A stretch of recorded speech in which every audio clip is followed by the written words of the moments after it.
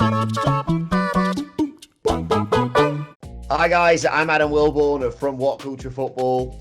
And I'm Andrew Pollard from WhatCulture Football. And we are here with your daily football news update. Before we get into it though, if you're a fan of this sort of thing, make sure you subscribe to WhatCulture Football, wherever you get your podcast from, for daily football podcasts. But we start with a story about Tottenham Hotspur. So let's cross over to our all or nothing expert, Andrew Pollard. Andrew, what can you tell us on the latest for Dele Alli? Cheers, Jeff. The latest on Dele Alli is that his time at Tottenham Hotspur is seemingly coming to a close, which is a little bit of a shock. I'll be honest. Obviously, started the opening weekend Premier League game for Spurs against Everton. Was substituted at half past time. At half time, he was booked by Jose Mourinho, and so that wasn't great. And then, if anybody has seen All or Nothing, it seems like he's got not a frosty relationship with Jose, but there's lots of kind of half-joke jibes towards Dele Alli for being lazy and for being a poor trainer. And it is the way that Jose puts it across is, it comes across as, like I said, it's kind of, it's tongue-in-cheek and he's just having a laugh, but you know that there is at least some nugget of truth in all of this.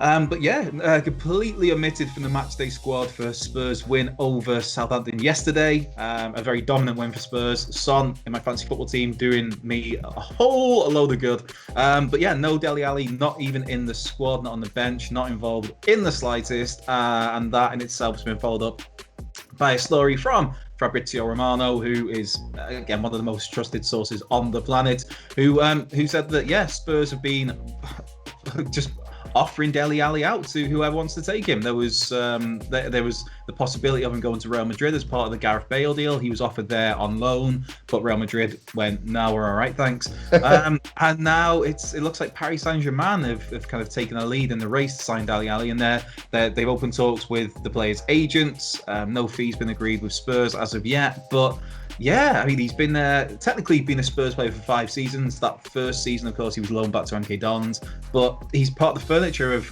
the team that Pochettino built. He had this breakout year in 2016-17 where he got 22 goals in 55 games. Followed that up with 14 and 50 from midfield. Just a key part of that side with Christian Eriksen, Harry Kane, Son. But it looks like it's all over. It's very much nothing, not all for Dele Alli when it comes to his time at the Tottenham Hotspur Stadium. Yeah, it really feels like he's lost his way over the last year or so. And from all you've told me about this relationship with Mourinho, it's only ever going to end one way. I saw Mourinho protesting last night on Match of the Day too. That it was just, I mean, they do have a mad fixture list over the next sort of 7 days. I think they've still got 3 more games or something, like 5 games over 10 days, I think it is for them. So he was insisting that it was just squad rotation, but very timely squad rotation, I thought. And I think he would be a great signing for whoever picks him up. But like you say, it's with the caveat of, you can sort of tell that if Tottenham Hotspur are letting him go, there's clearly some issues there about, whether it's jokey or not, about his mentality, let's say.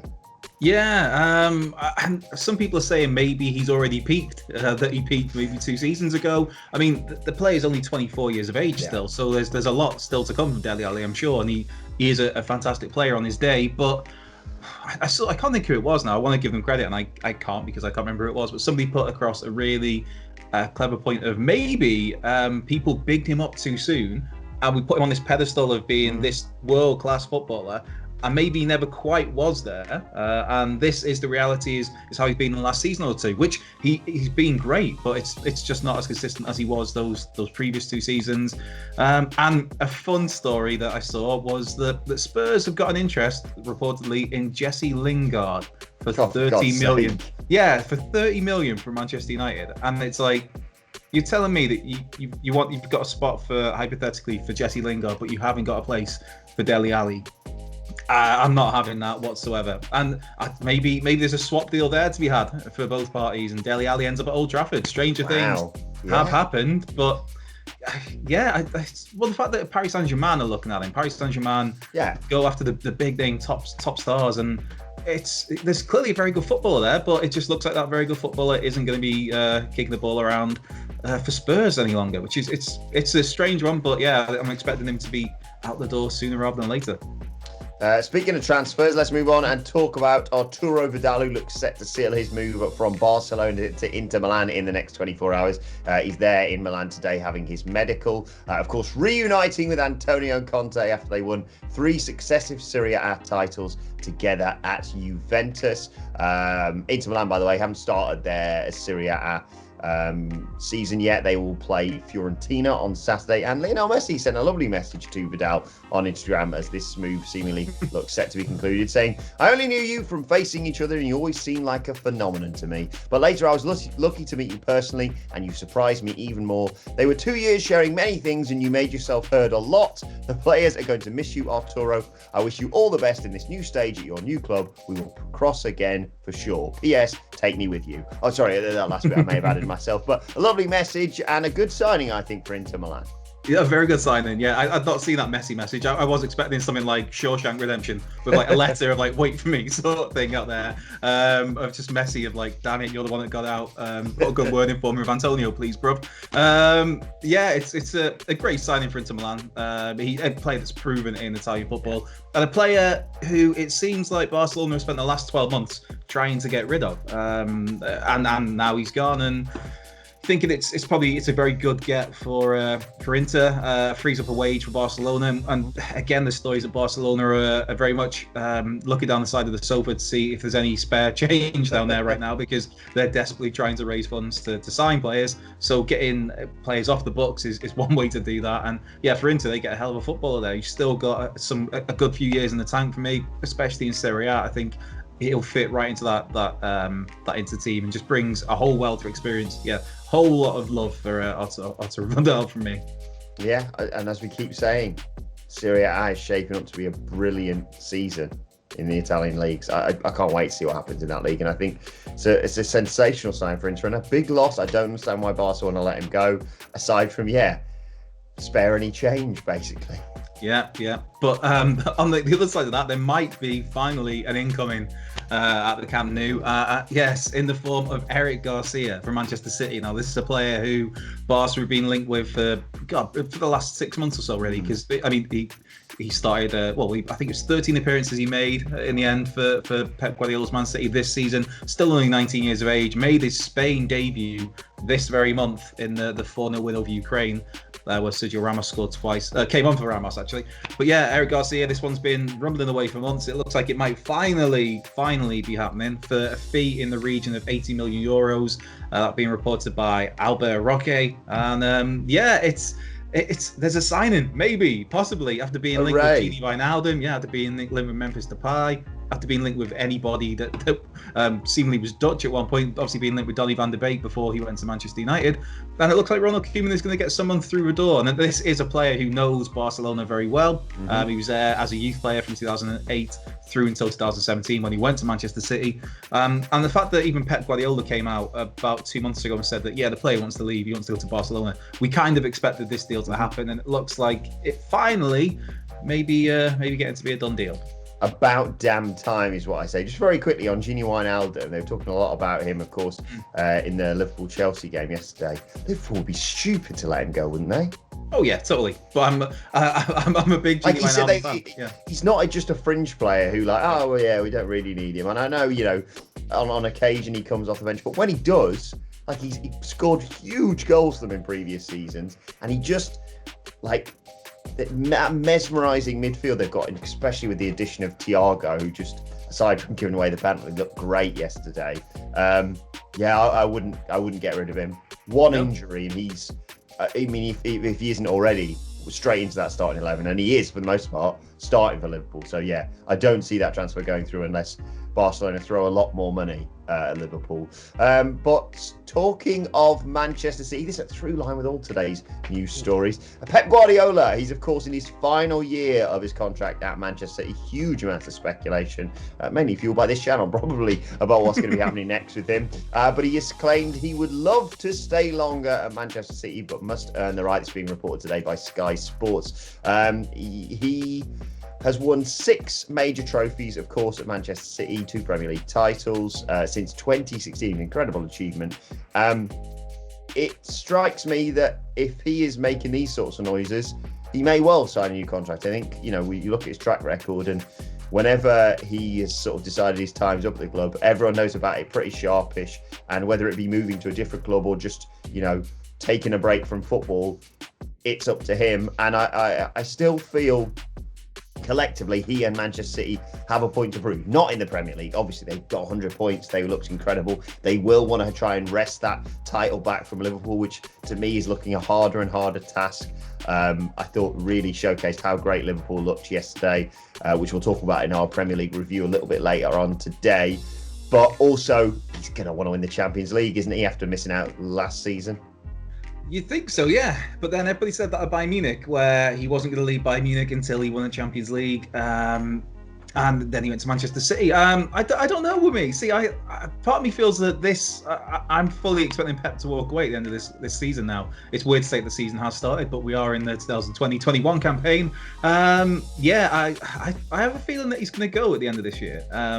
Maybe they win the title, maybe they don't. But I just think with Pep, he seems that sort of manager where he wants to sample different things. And I mean, he's been successful in Spain with Barcelona, been successful in Germany in the Bundesliga with Bayern Munich, been extremely successful with Manchester City in the Premier League.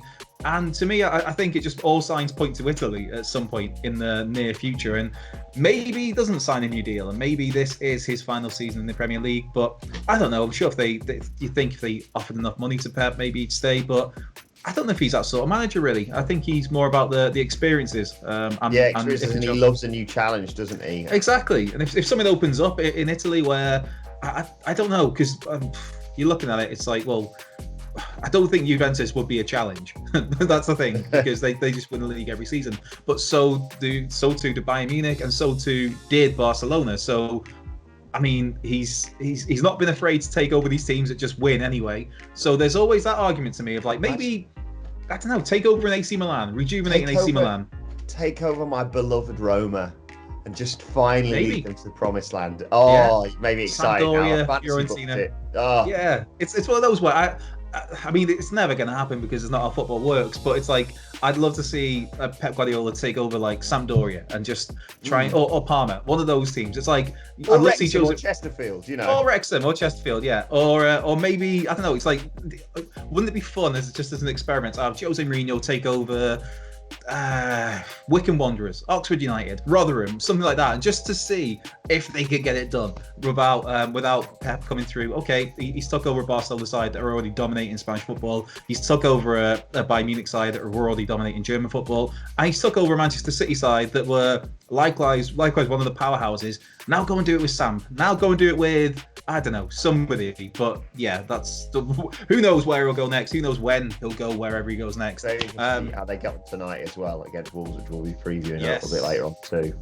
Yeah. And speaking of Wolves, there's one transfer just to wrap things up. Wolves signing a Portuguese international. Never. What? I know, crazy. Especially in the week where they've launched their third kit, which is essentially the Portuguese home kit, which is brilliant. Nelson Semedo from Barcelona looks like he's on his way to Man U for a fee in the region of £30 million. It's been reported by all the major outlets this morning. 26 years old, joined from Benfica in 2017, has a couple of La Liga titles to himself. And like I mentioned before, Barcelona need to raise some funds. If they can get 30 million for Semedo, that's money they can then invest into the squad. For Wolves, this would serve as a perfect replacement for Matt Doherty, who obviously went to Spurs for a bafflingly low amount of money earlier this summer.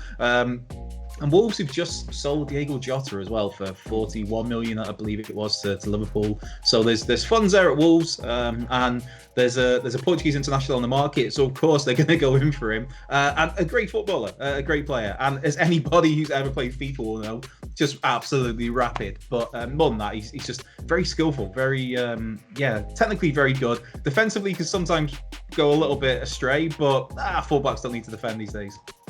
He'll have Connor Cody shouting at me in no time, don't worry. Yeah, I'm sort of obviously seen him play sporadically for Barcelona even, but I'm mainly basing playing with him on FIFA on this. A sensational signing if this goes through for Wolverhampton Wanderers. We are being spoiled rotten with some of the signings this summer. Jadon Sancho would be the cherry on the icing on the cake if United can get him, and that I reckon they may well step up that, even though the speculation is that it kind of might be dead in the water, that deal, just because, they lost to Crystal Palace over the sodding weekend. But to come back to this, like you say, I mean, if Portugal win any tournament going forward, Wolves fans will be so ecstatic because it's basically their side. I wouldn't be surprised if they get Ronaldo eventually. It's absolutely ridiculous, this, but a great signing. And like you say, with the players that they've lost recently, an important one as well. But do let us know your thoughts on that and all of today's news stories in the comment section below. Don't forget to like, share, and subscribe. And subscribe to What Culture Football with iTunes, Spotify, wherever you get your podcasts from, for daily football podcasts you're out and about. Continue the conversation on Twitter at WhatCultureFC, and follow both of us. Watch there. Andrew, where can people get you on Twitter? Yeah, you can get me at Cultured Left Peg.